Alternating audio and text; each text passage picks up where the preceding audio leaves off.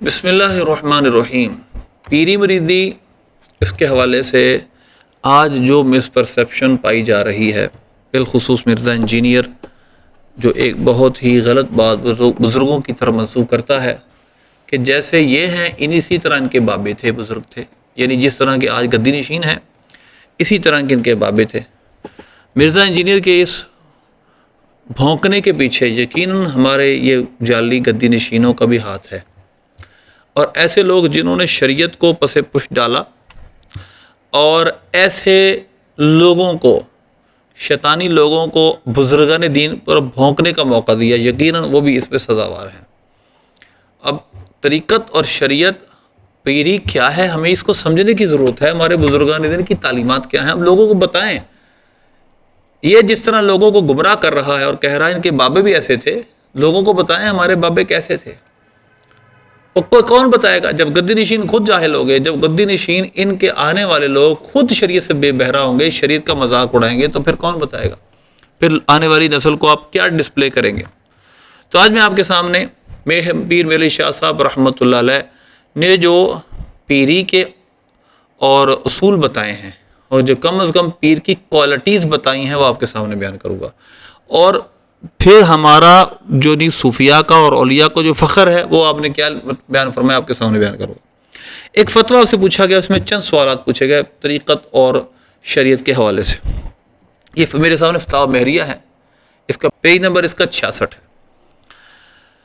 پہلے سوال کے جواب میں، بیعت طریقت سے غرض کیا ہے؟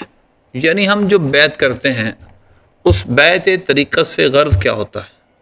پیر علی شاہ صاحب اور رحمۃ اللہ علیہ پیری اس مریدی کی غرض، یعنی میں کسی کا مرید کیوں ہوتا ہوں، اس کا پرپز کیا ہے، غرض کیا بیان کریں گے۔ دیکھیے فرماتے ہیں، بیعت طریقت سے غرض حصول سکینہ با اطمینان قلب و اخلاص و شوق و ترک مس واللہ ہے۔ ٹھیک، سکینہ، اطمینان حاصل ہو جائے، اخلاص مل جائے، اور شوق، اللہ کی ملاقات کا شوق پیدا ہو جائے، اور اللہ کے سوا سب کو چھوڑ دیا جائے، یہ غرض ہے۔ اور پھر فرماتے ہیں پھر پیری کی ضرورت کیوں ہے، اس پر پوری ڈیٹیل ہے۔ میرا بیان بھی کیا تصوف اسلام کے علاوہ ایک اور دین ہے، اس پر میں نے پوری ڈیٹیل بات کی ہے، اور اسے ثابت کیا ہے موسیٰ و خضر علیہ السلام کے واقعے میں جا کر کہ اللہ نے بھی خود یہ قرآن میں ہمیں بتایا ہے، خود کو تعلیم دی ہے کہ اگرچہ موسیٰ علیہ السلام کلیم اللہ تھے، اللہ سے ہم کلام ہوتے تھے، وَكَلَّمَ اللَّهُ مُوسَىٰ تَكْلِيمًا، اللہ نے خود قرآن میں ان کے کلام کرنے کا ذکر کئی جگہ فرمایا، لیکن ان کو بھی اللہ فرماتا ہے جاؤ میرے بندے کے پاس، حالانکہ جو اسرار رموز ان سے سیکھنے، موسیٰ علیہ السلام عرض کرتے، یا اللہ میں تجھ سے ہم کلام ہوتا ہوں، میں کلیم ہوں تیرا، تو مجھے ویسے بتا دے۔ اللہ نے ایسے نہیں فرمایا فلاں بندے کے پاس جاؤ، وہ تمہیں مجموع البحرین کے پاس ملے گا۔ یہ پورا واقعہ سورہ کہف میں 2 رکوع موجود ہے۔ وَعَلَّمْنَاهُ مِن لَّدُنَّا عِلْمًا، اور اس کو ہم نے اپنی طرف سے علم سکھایا۔ موسیٰ علیہ السلام ان سے کہنے لگے، هَلْ أَتَّبِعُكَ عَلَىٰ أَن تُعَلِّمَنِي مِمَّا عُلِّمْتَ رُشْدًا، کیا مجھے اجازت دیتے ہیں کہ میں آپ کی اتباع کروں اس پر کہ آپ مجھے رشد سکھائیں، آپ میری وہ رہنمائی والی باتیں سکھائیں جو اللہ نے آپ کو سکھائی ہیں۔ غور طلب بات یہ ہے، کلیم اللہ ہیں، اللہ سے ہم کلام ہوتے ہیں، ان کو اللہ فرما رہا ہے جاؤ۔ صحیح بخاری میں کتاب العلم میں یہ سارا واقعہ موجود ہے، اس کا پس منظر موجود ہے، ان کے پاس جاؤ، تمہیں سیکھنے کو ملے گا۔ اللہ کے کلیم ہو کر اللہ سے ہم کلام ہونے کے باوجود بھی اللہ ان کو فرما رہا ہے جاؤ اس سے سیکھو۔ موسیٰ علیہ السلام خود عرض نہیں کر سکتے یا اللہ مجھے تو سکھا دے؟ تو یہ موسیٰ علیہ السلام ہے، کلیم اللہ، اولو العزم رسول ہیں۔ ماؤ شما ہم آپ کس کھاتے میں ہیں؟ ہم کہتے ہیں ہم ڈائریکٹ قرآن و سنت کو پڑھیں گے، ہمیں کسی مرشد کی ضرورت نہیں ہے۔ تو لہذا یہ بات بالکل قرآن کے منافی، حدیث کے منافی، ہمارے بزرگان دین کے منافی ہے۔ وَمَن يُضْلِلِ اللَّهُ فَلَن تَجِدَ لَهُ وَلِيًّا مُرْشِدًا، جس کو اللہ گمراہ کرنا چاہے اس کا تم نہ کوئی ولی پاؤ گے نہ مرشد پاؤ گے۔ اس کا مفہوم مخالف کیا ہے؟ جس کو اللہ رہنمائی دے گا، اللہ اس کا ولی بھی بنائے گا، مرشد بھی بنائے گا، رہنما اس کو دے گا۔ الرحمن فاسأل به خبیرا، رحمان کے بارے میں کسی خبر رکھنے والے سے پوچھ جو رحمان کی خبر پا گیا۔ اتبع سبیل من اناب الی، یہ بھی قرآن کی آیت ہے۔ اللہ فرماتا ہے جو میری طرف پلٹ آئے اس کے راستے پہ چل۔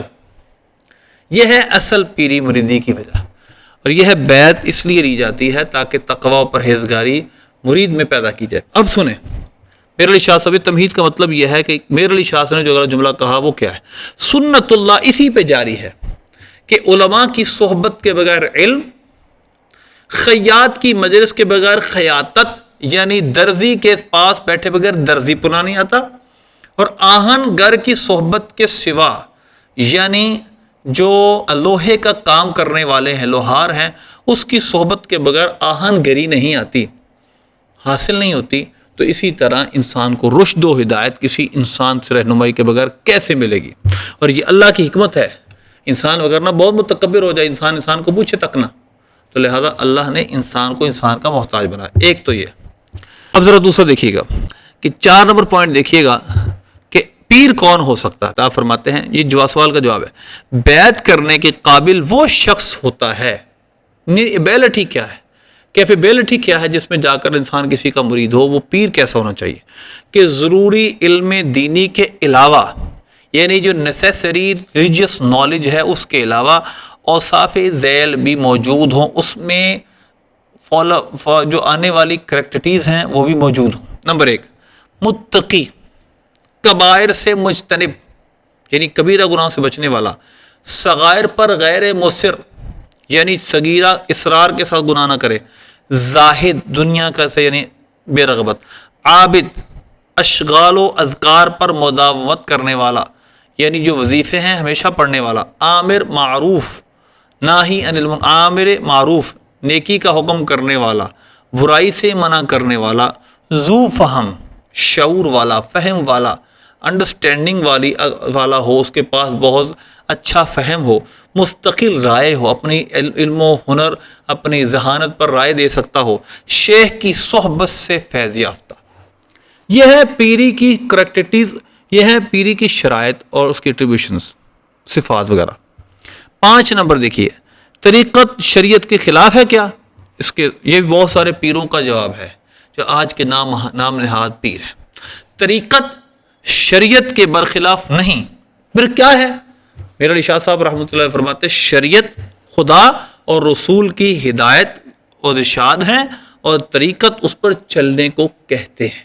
کام ہی ختم کر دیا سارا آپ نے، یہ ڈبہ پیروں کا، جعلی پیروں کا کوئی آپ نے دکان ہی بند کر دی۔ اگر ہمارے لوگ سمجھ جائیں، یہ ہمارے صوفیہ کی تعلیمات ہیں، یہ ہیں بزرگوں کی تعلیم جن کے متعلق مرزا بھونکتا ہے کہ جس طرح کے یہ ہیں اسی طرح کے بابے ہوں گے۔ ہمارے بابوں نے فتاوی جات بھی لکھے ہیں، کتابیں بھی لکھی ہیں، اور تم ان کتابوں کو پڑھ بھی نہیں سکتے، ہمیں پتہ ہے، جس طرح کی ان کی اردو اور فارسی عربی تھی۔ لہذا عقل ہمیں جانبین سے، دونوں ایکسٹریم سے درمیان میں رہنا ہے۔ اس طرف پیری مریدی کا بالکل انکار کرنا، وہابی دیوبندی سب ابھی پیری مریدی کرتے، پہلے پیری مریدی کرتے تھے۔ آپ پڑھ لیں کی اسماعیل دیلوی کی تاریخیں سب کی۔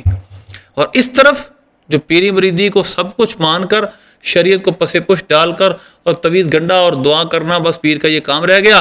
پیر صاحب آئیں گے اور صرف دعا فرمائیں گے، اور ان دعا کرنے کا اور بیٹھنے کا 20 30 50 70 ہزار آپ دیں گے، باقی مسئلہ بتانا، باقی بیان کرنا، نماز پڑھنا پڑھانا، یہ پیر صاحب کا کام ہی نہیں۔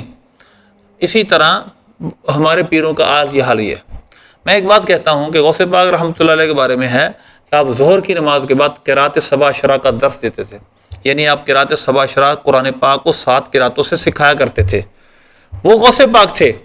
اور آج کل کے اکثریت پیر جو ہے قرآن کو صحیح طرح خود پڑھنا نہیں جانتے، ایک قرات کے مطابق صحیح پڑھنا نہیں جانتے۔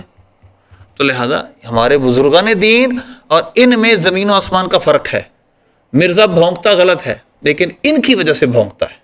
یہ جو گدی نشین، جعلی گدی نشین، اور پیر کا بیٹا پیر، عالم کا بیٹا عالم، جو ہمارا معاشرہ بنا ہوا ہے، یہ تصور بالکل غلط ہے۔